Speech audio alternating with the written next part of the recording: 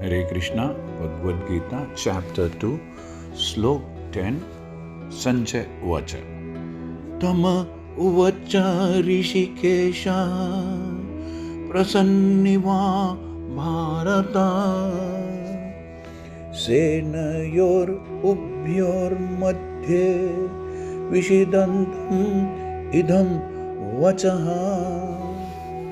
संजय ने अपने राजा से कहा, हे भरतवंशी, उस समय दोनों सेनाओं के मध्य में शोकमग्न दुख में डूबे हुए अर्जुन से श्री कृष्ण भगवान ने मानो हंसते हुए यह शब्द कहे। Sanjaya says, O descendant of Bharata, at that time Krishna smilingly in the midst of both the armies spoke the following words to the grief-stricken Arjuna. दो घनिष्ठ मित्रों, दो बहुत ही गहरे मित्रों में अर्थात ऋषिकेश तथा गुड़ाकेश के मध्य वार्ता चल रही है, बातें हो रही है। The talk was going on between two intimate friends, namely the Rishikesha and the Gudakesha. मित्र के रूप में दोनों का पद समान था, दोनों के लेवल सेम थे, किंतु इनमें से एक वॉलंटरली स्वेच्छा से दूसरे का शिष्य डिसाइपल बन गया। कृष्ण हंस रहे थे क्योंकि उनका मित्र अब उनका शिष्य बन गया था। सबों के स्वामी होने के कारण वे सदैव श्रेष्ठ पद पर रहते हैं, तो भी भगवान अपने भक्तों के लिए सखा, पुत्र या प्रेमी बनना स्वीकार करते हैं।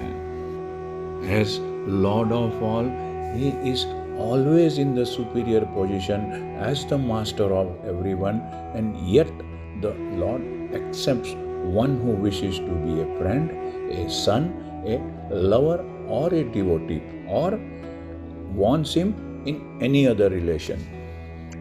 किंतु अब जब उन्हें गुरु के रूप में अंगीकार कर लिया गया, अर्थात जब अर्जुन ने उन्हें अपने गुरु के रूप में, स्पिरिचुअल मास्टर के रूप में स्वीकार कर लिया, तब उन्होंने तुरंत गुरु की भूमिका निभाने के लिए शिष्य के गुरु की भांति गंभीरता पूर्वक सीरियसली बातें की, जैसा कि हम आने वाले श्लोकों में सुनेंगे।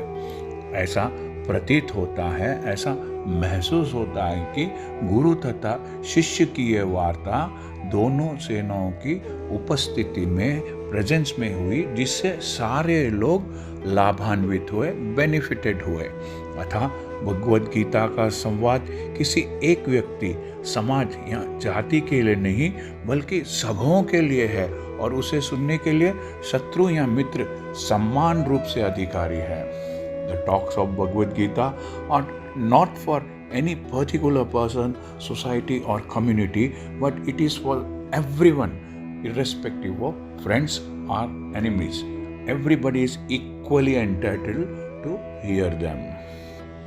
अर्जुन के विलाप भरे शब्दों को, दुख भरे शब्दों को सुनने के बाद भी कृष्ण भगवान मुस्कुरा रहे हैं, क्योंकि उन्हें हर परिस्थिति का ज्ञान होता है, हर सर्कमस्टेंस का नॉलेज होता है। मनुष्य अपनी सीमित बुद्धि, लिमिटेड इंटेलिजेंस की वजह से परिस्थितियों को दोष देता है और परमात्मा को अपने दुख के लिए जिम्मेदार, रिस्पॉन्सिबल ठहराता है। लेकिन शास्त्र हमें बताते हैं कि ईश्वर द्वारा बनाई गई संपूर्ण दुनिया हर तरह से परिपूर्ण है, कंप्लीट है।